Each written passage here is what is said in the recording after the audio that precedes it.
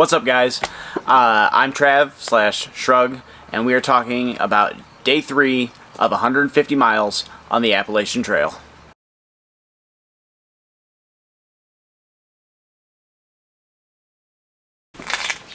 Alright, well, as you can all see, I have moved my operation out into the backyard. I am surrounded by my flourishing crop of hops out here on our wonderful pergola. Shout out to my former neighbor Tom, who built this thing for me.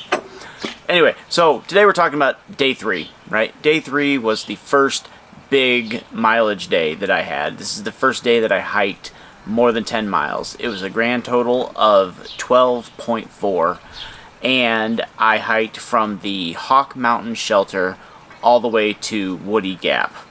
And I ended up staying the night at a hostel called Above the Clouds Hostel. And that was a wonderful place, and we will get to that later on down the way of this video. The big decision that I made on day 3 was to replace how I was managing my water. I was doing what most hikers do right off the get-go. So I had a one of those like soft plastic, you know, squishy water bottles, whatever you want to call it. Kind of just like a plastic bag that holds water, right? And then I had my regular traditional, you know, 20-ounce water bottle or whatever, right? At that point on day 3, I decided that I was throwing in the towel on that system, and I was going to carry one bottle and put my water filter directly on the top of it, and that's how I was going to filter my water, just directly into my mouth. I was no longer messing around with the clean bag, dirty bag water system. It was too much for me.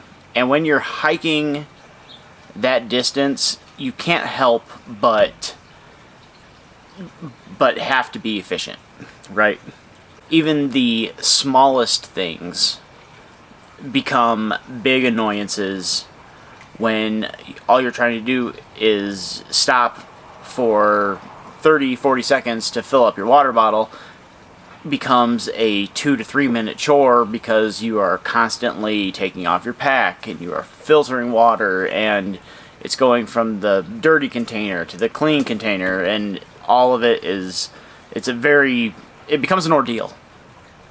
It's hard to manage when all you want to do is walk. So that's what I did on day 3, and I moved on to the single bottle straight from the filter method.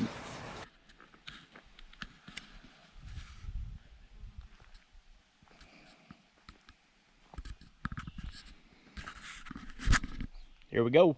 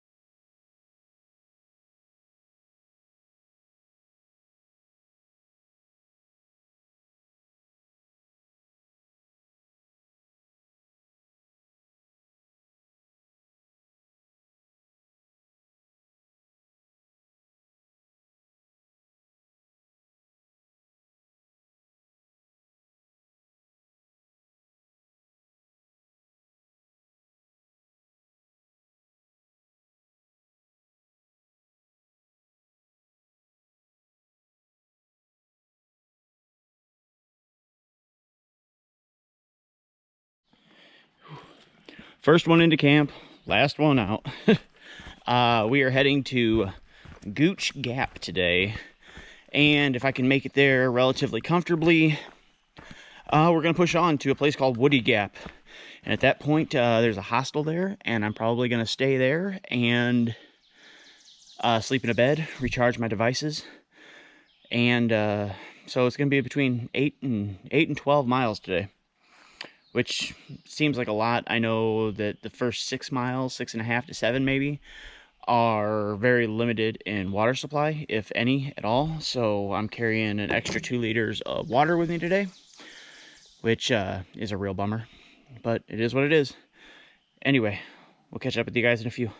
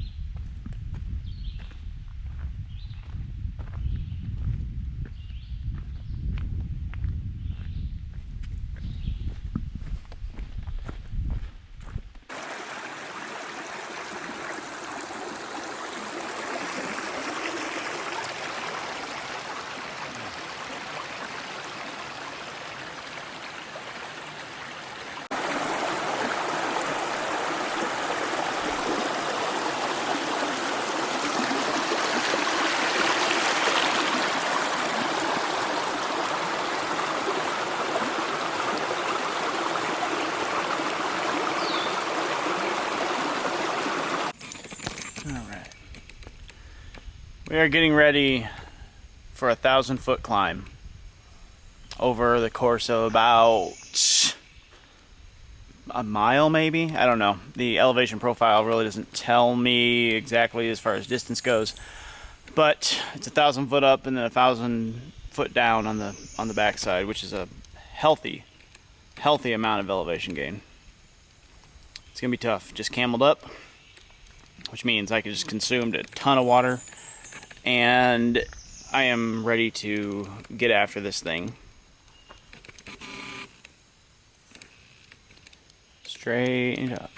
Straight up from here.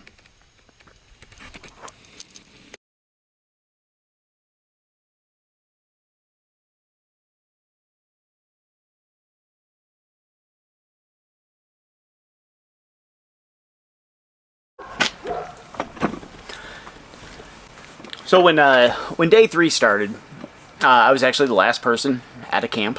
I opted to sleep in. I didn't hit the trail until about 9:30, and I actually caught up to a number of the people that had stayed at the shelter that I had been bumping into throughout the course of the first couple days that I was hiking.